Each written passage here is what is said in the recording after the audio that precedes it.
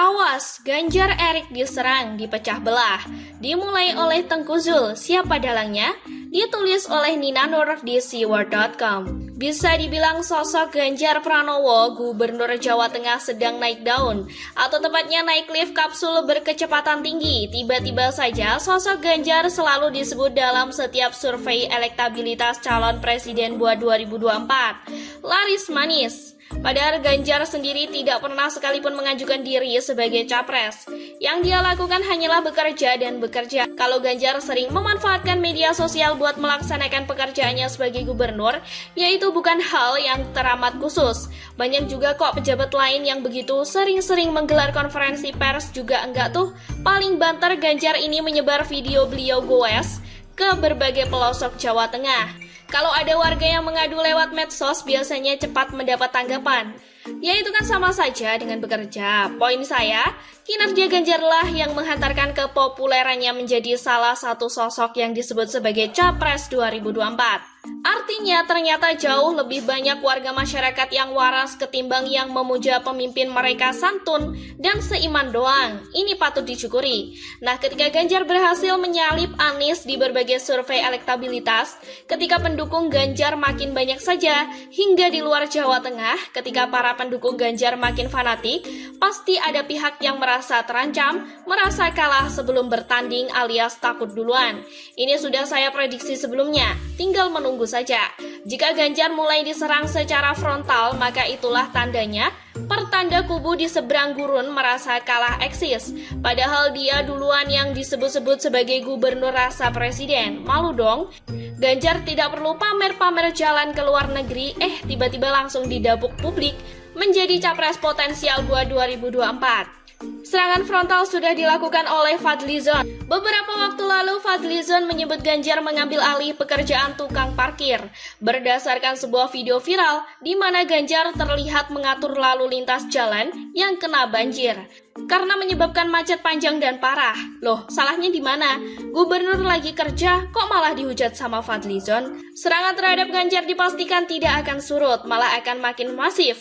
Bahkan dikembangkan dengan upaya memecah belah dengan pejabat publik lainnya, yakni Erick Thohir. Sosok Erick Thohir juga sangat melesat dengan berbagai sepak terjangnya di Kementerian BUMN. Saya pun pernah memuji Erick Thohir hingga memprediksi bahwa Erick ini bakal jadi capres di 2024. Kalau beliau bersedia tentunya, bukan hanya saya, di media sosial sudah banyak pula para netizen yang mengeluh-elukan sosok Erick sebagai capres 2024. Ya bisa jadi kan, bagus lagi ada capres-capres berkualitas macam Ganjar dan Erik daripada yang ono tukang tata kata kan? Tentu hubungan Erik dan Ganjar sih saya kira baik-baik saja. Sebatas mereka sama-sama sebagai pejabat publik yang bekerja sesuai tugasnya dan juga saling bekerja sama buat kebaikan rakyat. Pertemuan mereka berdua pada bulan Mei lalu terlihat hangat dan saling mengapresiasi. Jadi ketika kemarin pagi lahir sebuah tagar hashtag Ganjar no Erik yes, ini sangat mencurigakan. Polanya sangat terasa, bahkan akun-akun yang turut mencuitkan tagar ini terlihat sekali seperti akun kadrun, dengan nuansa kadrun dan racikan kadrun. Sejak kapan Erick Thohir berafiliasi dengan AA Jim dan UAS? Sejak kapan Erick ngurusin RUU HIP? Kinerja Erick yang ingin BUMN bersaing dengan perusahaan Cina pun dibelokkan sebagai sikap anti-Cina. Bau-bau kadrun sangat terasa kan? Tagar ini sempat masuk ke daftar trending topik di Twitter kemarin pagi, namun hanya sebentar. Tak sengaja saya juga menemukan serangan lain yang dilancarkan oleh Tengku Zul dan Refly Harun. Paham kan ini temennya siapa? Refly Harun ini kan sekarang jadi YouTuber.